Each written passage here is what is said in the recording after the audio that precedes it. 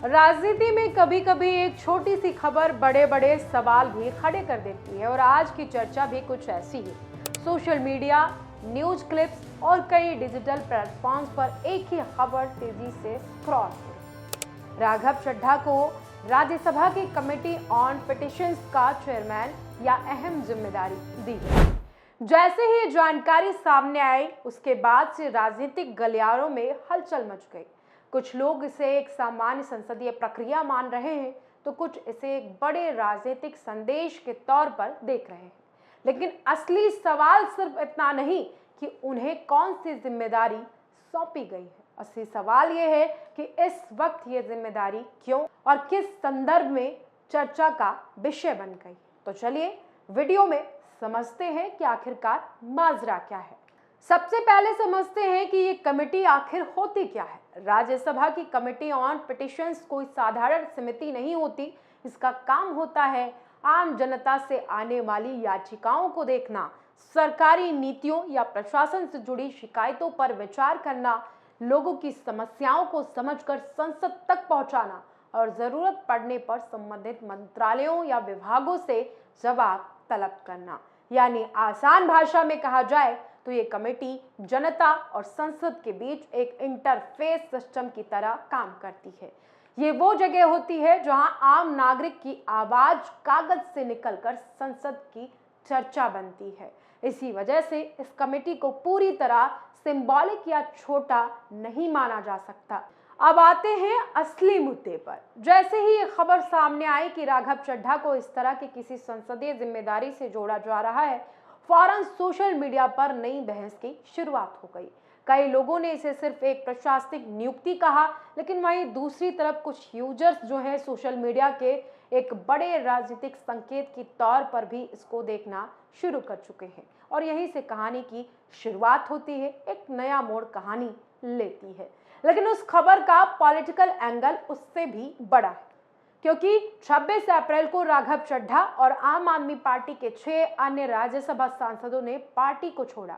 Party छोड़ते वक्त उन्होंने सिर्फ इस्तीफा नहीं दिया, बल्कि पार्टी नेतृत्व पर गंभीर आरोप भी लगाए।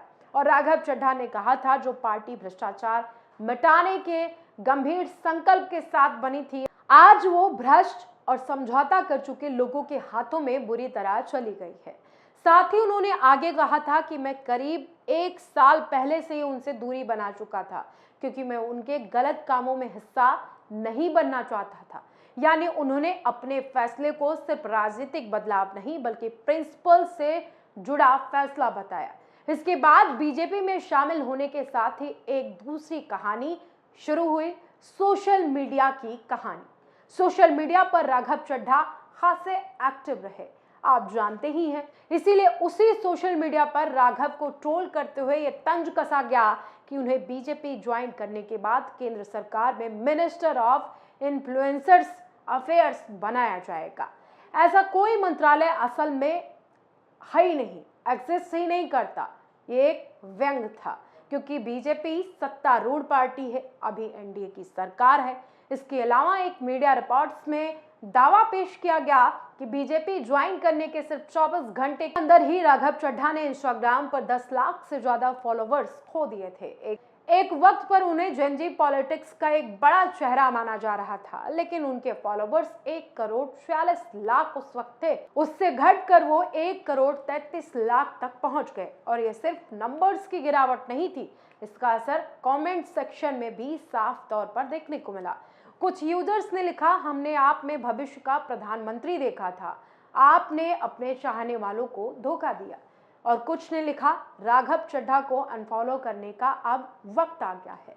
इन्हें पढ़कर लगता है कि कई सपोर्टर्स के लिए ये सिर्फ पॉलिटिकल स्विच नहीं बल्कि भरोसे का मुद्दा भी बन गया। और इसकी वजह भी थी, राघव चड्ढा ने लंबे वक्त तक अपनी एक अलग पॉलिटिकल आइडेंटिटी बनाई थी। अब वो संसद में अक्सर रोजमर्रा की समस्याओं पर बोलते हुए देखे जाते थे। एयरपोर्ट पर महंगे खाने के दाम, मिडिल क्लास पर टैक्स बर्डन, डिलीवरी या गिग वर्कर की वर्किंग्स कंडीशंस, सिम और टेलीकॉम रिचार्ज करने की कॉस्ट की कीमतें, ऐसे तमाम मुद्दे जिन पर वो लगातार संसद के भीतर सवाल उठाते रहे हैं। सुर्खियों में भी वो रहे हैं। उन्होंने इन्हीं मुद्दों के जरिए सुर्खियां बटोरी। लेकिन बीजेपी में शामिल होने के बाद एक और कंट्रोवर्सी सामने आई। आम आदमी पार्टी नेता सौरभ भारद्वाज ने आरोप लगाया कि राघव चड्ढा ने प्रधानमंत्री नरेंद्र मोदी और बीजेपी की आलोचना वाली अपनी पुरानी सोशल मीडिया पोस्ट डिलीट कर दी। सौरभ ने इसे राघव की पब्लिक इमेज बदलने की कोशिश में उठाया गया एक अहम कदम बताया। हालांकि राघव चड्ढा ने इन आरोपों को पूरी तरह खारिज कर दिया और अब उन्हें राज्यसभा में नई जिम्मेदारी भी सौंपी जा चुकी है। और शायद यही वजह है कि फिलहाल चर्चा सिर्फ कमेटी ऑन पिटिशंस की नहीं, चर्चा इस बात की है कि क्या बीजेपी में आने के बाद राघव चड्ढा की नई राजनीतिक यात्रा उनकी पुरानी पहचान से अलग रास्ता बनाएगी। आप इस खबर के बारे में क्या सोचते हैं, हमें कमेंट बॉक्स में जरूर बताइएगा। वीडियो लाइक करें, शेयर करें और हाँ, अगर वीडियो पसंद आई है तो चैनल को सब्सक्राइब करें, क्योंकि यहाँ पर हर पल नई अपडेट आपको मिलती रहेगी। फिलहाल मुझे दीजिए इजाजत। नमस्कार।